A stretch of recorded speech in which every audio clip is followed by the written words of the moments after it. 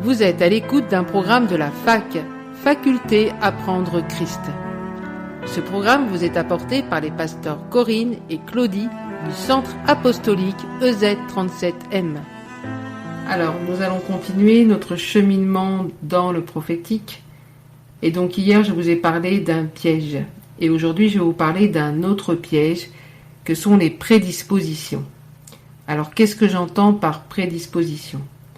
Donc en fait, des personnes naissent et dès leur enfance, on se rend compte qu'elles ont des dons tels que la prémonition, la voyance, une forme de discernement, intuition.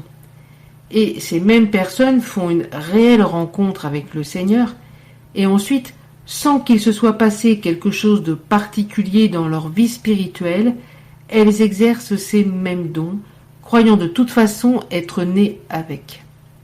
Alors, j'aimerais dire que cela est du mensonge et de la contrefaçon utilisée par l'ennemi afin de ne pas faire entrer ces personnes, écoutez-moi bien, dans leur véritable destinée en Dieu. Je répète, tout cela est du mensonge et de la contrefaçon utilisée par l'ennemi afin de ne pas faire entrer ces personnes dans leur véritable destinée en Dieu. Et pour ça, je vais vous prendre un exemple. Dans l'Exode, je vous rappelle un peu le contexte, Dieu est en train de donner la mission à Moïse et au chapitre 4 du verset 2 à 4, il nous est dit « L'Éternel lui dit « Qu'y a-t-il dans ta main ?» Il répondit « Une verge. » L'Éternel dit « Jette-la par terre. » Il la jeta par terre et elle devint un serpent. Moïse fuyait devant lui. L'Éternel dit à Moïse « Étends ta main et saisis-le par la queue. » Il étendit la main et saisit le serpent qui redevint une verge dans sa main. Moïse, en fait, avant même sa naissance, avait été choisi par Dieu, tout comme chacune d'entre vous. Vous avez été choisi par l'Éternel des armées. Et Moïse avait été choisi pour devenir le libérateur du peuple hébreu. Et d'ailleurs, à plusieurs reprises dans la parole de Dieu, nous retrouvons en lui les traits d'un libérateur. Par exemple, lorsqu'il prit la défense d'un de ses frères et qu'il tua un Égyptien. Ensuite, lorsqu'il prit la défense des filles de Jéthro dans le désert. Moïse avait un cœur de libérateur. Mais cet appel allait être épuré dans la chaleur du désert pendant 40 longues années. Et pendant ces années, on peut imaginer que Moïse avait dans sa main un bâton.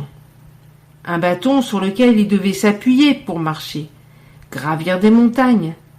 Mais c'était également, je dirais, le symbole de son identité de berger, le symbole de son autorité, car n'oublions pas qu'il paissait les brebis de Jéthro avec son bâton, qu'il les défendait.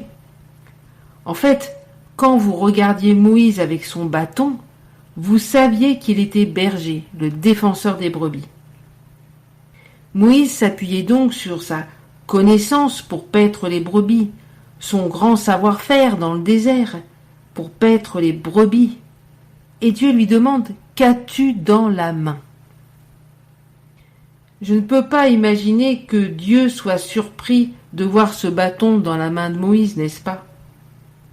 Donc si cette question est posée par Dieu, c'est qu'elle a toute son importance.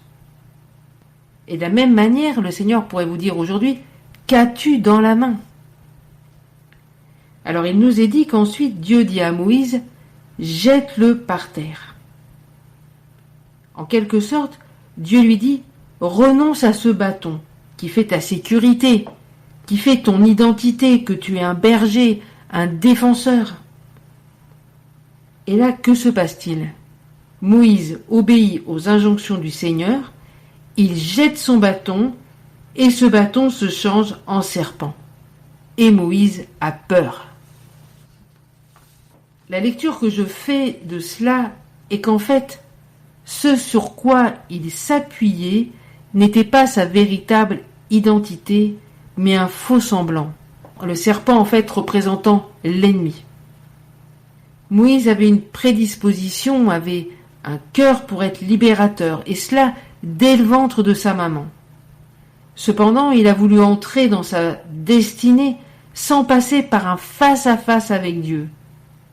Et en voulant entrer dans sa destinée, en jouant au libérateur, on sait que cela a tourné au cauchemar, et Moïse est devenu un meurtrier, et la peur l'a saisi, et il s'est enfui.